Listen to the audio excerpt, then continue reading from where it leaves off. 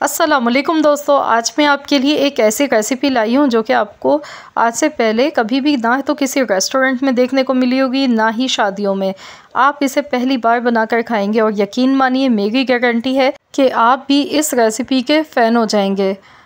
बहुत ही उम्दा इसका फ्लेवर होता है। कोरमा कढ़ाई से हट के ये रेसिपी है। बनाने का अंदाज़ भी बिल्कुल एकदम डिफरेंट है। इसे मुख्तलिफ़ तरीके से बनाया जाता है। तो ये रेसिपी मैं आपको कहूँगी कि ज़रूर बना कर देखिएगा। इंशाअल्लाह ताला आपकी पूरी फैमिली इस रेसिपी की फ़ैन हो जाएगी।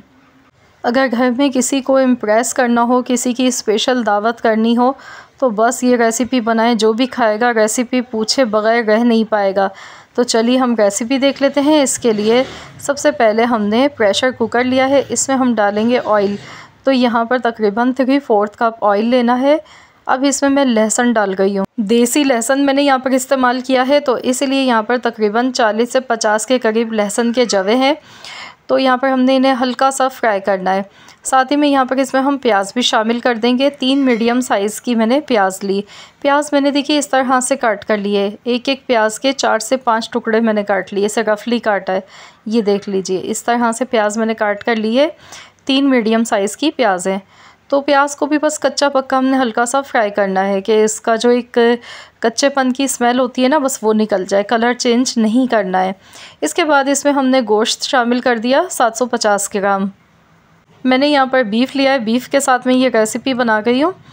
तो बस अब इसे हमने खूब अच्छी तरह से हाई फ्लेम पर फ्राई करना है। जब तक कि गोश्त का कलर चेंज नहीं हो जाता है, तब तक हमने इसे अच्छी तरह से फ्राई करना है। साथ ही में इसमें मैं हरी मिर्चें डालूँगी। ये भी इसी तरह से मैं साबुत डाल गई हूँ। 8 से 10 हरी मिर्चें मैंने इसमें ऐड कर दी हैं।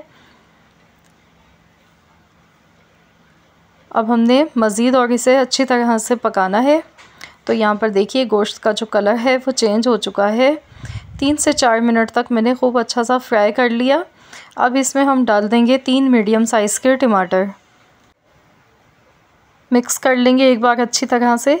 इसके बाद इसमें बहुत ही कम मसाले जाते हैं। इसमें ज़्यादा मसाले इस्तेमाल नहीं होते हैं और इसमें ना ही तो हम पिसी हुई ना कुटी हुई लाल मिर्च यूज़ करने वाले हैं। नमक हस्बे ज़रूरत मैंने डाला है। 2 टेबल स्पून ये घर का पिसा हुआ धनिया है, थोड़ा सा मोटा पिसा हुआ है, तो ये मैंने डाला। 2 table spoon. Half tea spoon हल्दी पाउडर, 1 टेबल स्पून पिसा हुआ ज़ीरा। बस ये इसमें मसाले जाएंगे।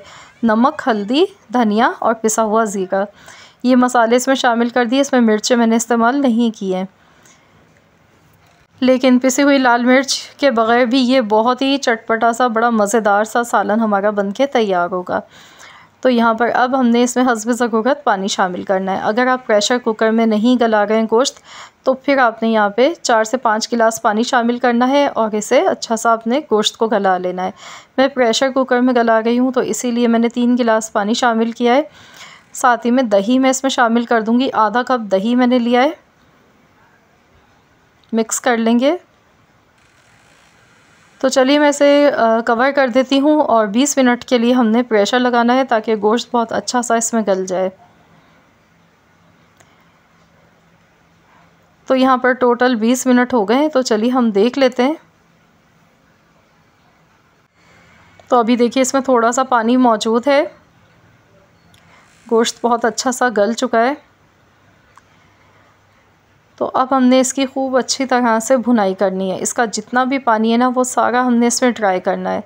चम्मच हम चलाते रहेंगे। इससे ये होगा कि इसमें जो प्याज है, टमाटर है, लहसुन है, ये जो साबुत खड़ी चीज़ें हमने डाली है ना इस तरह से, ये बिल्कुल भी नहीं आपको दिखेंगी, पता भी नहीं चलेगा।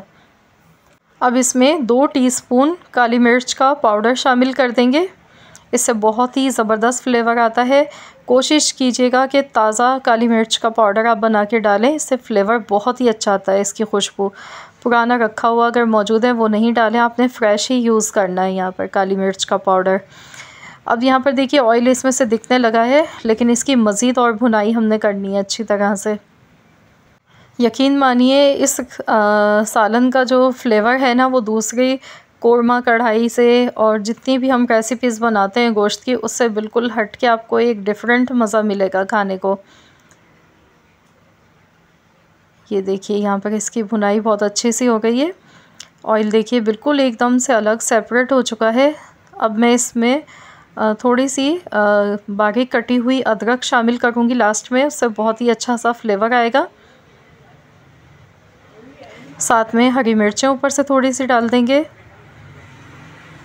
तो इसे दिखने में भी अच्छा लगेगा और बहुत ही अच्छी सी खुशबू आएगी इसकी।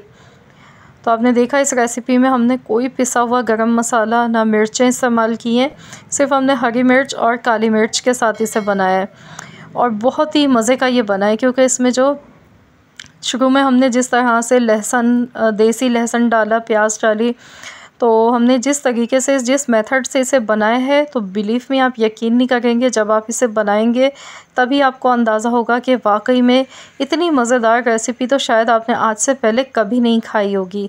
ज़रूर ट्राई कीजिएगा। आप इसे गर्मा गर्म नान, चपाती, ताफ्तान या पराठों के साथ खा सकते हैं। बहुत ही मज़ेदार लगता है ये। तो ज़रूर इस रेसिपी को आप लोग ट्राई करें, अपना फ़ीडबैक दें मुझे कि कैसी लगी आपको मेरी आज की ये रेसिपी, जो कि बनाने में थी बेहद आसान। रेसिपी पसंद आई है तो प्लीज़ इस वीडियो को लाइक ज़रूर कर दें, शेयर भी कर दें। चैनल पर अगर आप नए हैं तो चैनल को भी सब्सक्राइब कर लीजिएगा। मिलते हैं इंशाअल्लाह ताला एक और नई रेसिपी के साथ। तो जब तक के लिए अल्लाह हाफ़िज़।